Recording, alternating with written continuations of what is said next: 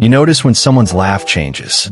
Not gets louder, not gets quieter, changes. That micro shift when someone goes from laughing because something is funny to laughing because they're supposed to. The slight delay. The breath that catches half a second too late. The eyes that don't crinkle the way they did 30 seconds ago. Nobody else at the table notices. You do. You always do. And you've never been able to explain why. Why you can walk into a room and feel the tension before anyone speaks.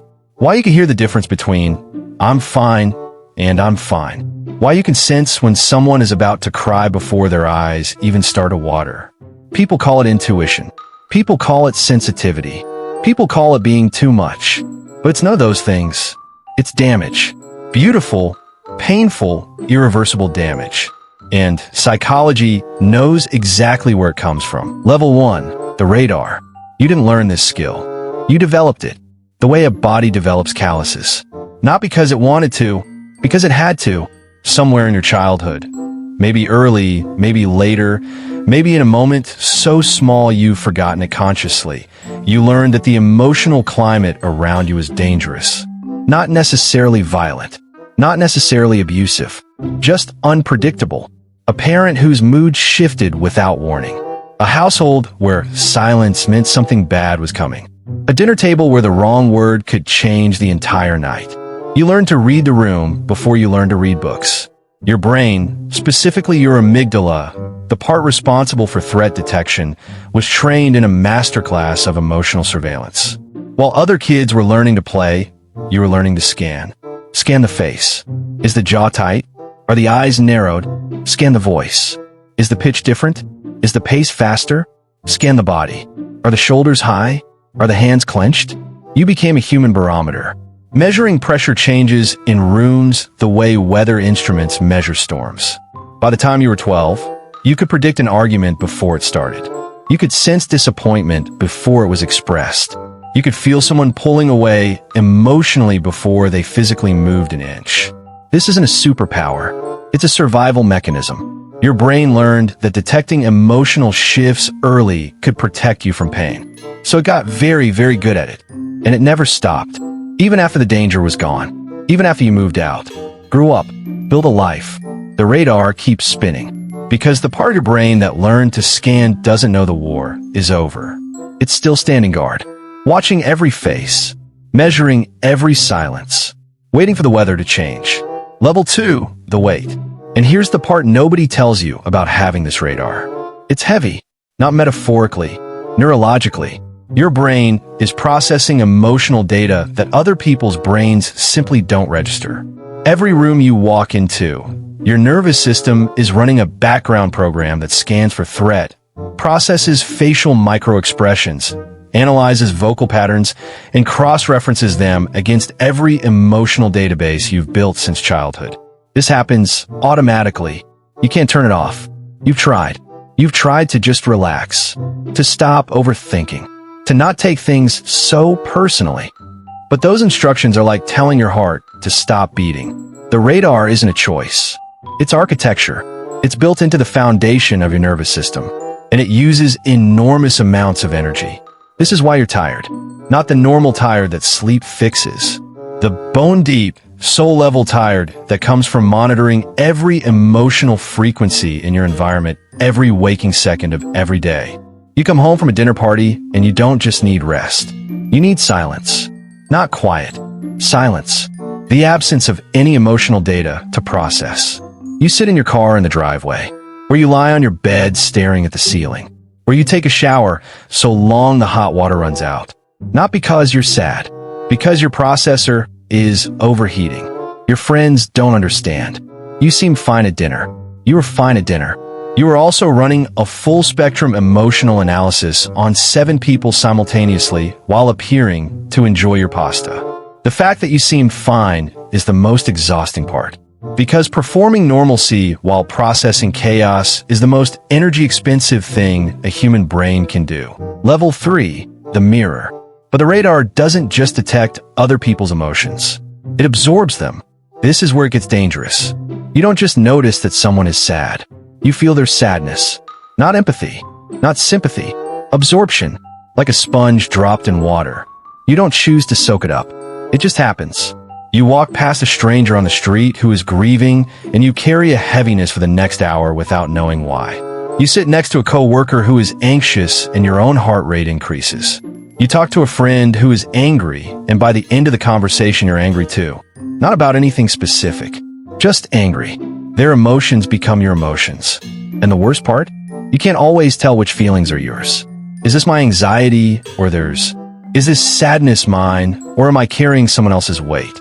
Am I actually angry, or did I just absorb this from the room? This confusion is not a personality flaw. It's a neurological phenomenon called emotional contagion. And in people with hyperactive threat detection systems, people like you, it's amplified to an extreme degree. Your mirror neurons, the brain cells responsible for simulating others' emotional states, are firing at a rate that most people will never experience. You are literally feeling the world at a higher resolution than the average person. And nobody gave you the manual for that. Level 4, the wound. So let's talk about where this actually comes from. Not the science, the wound. Because behind every person who notices the shift in someone's laugh is a child who had a notice to survive. Maybe your parent was an alcoholic, and the difference between a good night and a bad night was the sound of the car pulling into the driveway, the speed of the engine, the heaviness of the door slam. You learn to decode those sounds the way a soldier decodes enemy movement. Maybe your parent was depressed, and you became their emotional caretaker at an age when you should have been watching cartoons. You learn to monitor their mood, not for your safety, but for theirs. Because if you didn't watch them, who would?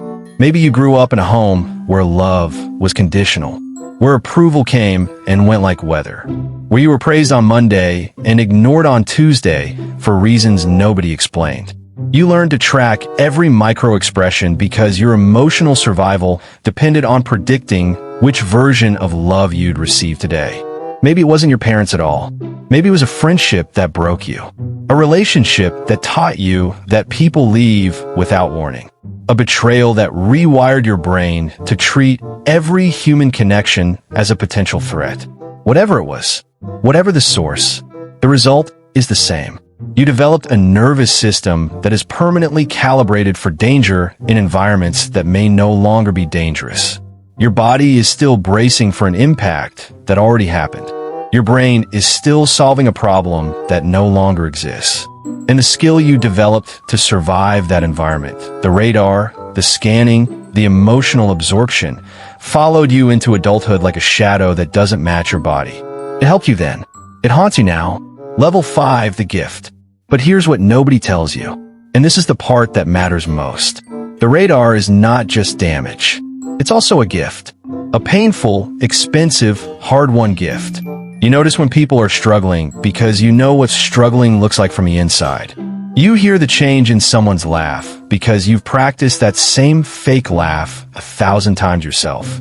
You sense when someone is about to break because you've been on the edge of breaking and you remember what it felt like when nobody noticed. You're the person who notices. In a world full of people performing happiness, you are the one who sees through the performance. Not because you're cynical, because you've worn the mask. And mask wearers recognize each other. This is why broken people find each other. Not by accident, by radar. You're drawn to each other because your systems are running on the same frequency, the same exhaustion, the same depth, the same inability to tolerate surface-level anything. And when two people with this radar sit down together, something extraordinary happens. The scanning stops, the performance drops, the masks come off. And for the first time in what feels like forever, you don't have to monitor or translate or absorb. You just exist in the presence of someone who already knows. That feeling, that rare, sacred, almost unbearable relief is not available to people who never broke. They have easier lives, yes, but they will never know the depth of connection that two broken radars can create when they finally stop scanning and just look at each other. That depth is yours. You earned it. The hard way. The ending. You're sitting across from someone right now. Maybe in your mind. Maybe in reality. And you notice something. Their laugh just changed. The breath caught. The eyes stopped crinkling. Nobody else would notice. But you do. You always do. And instead of wondering what's wrong with you for noticing, maybe, just this once, you could wonder what's right. Because the world doesn't need more people who miss the signs. It needs people who catch them. People who hear the silence between words. People who feel the shift before the storm. People who notice when someone's laugh changes. That's you. That was always you. And maybe, just maybe, the thing that broke you is the same thing that makes you irreplaceable. Not despite the damage. Because of it.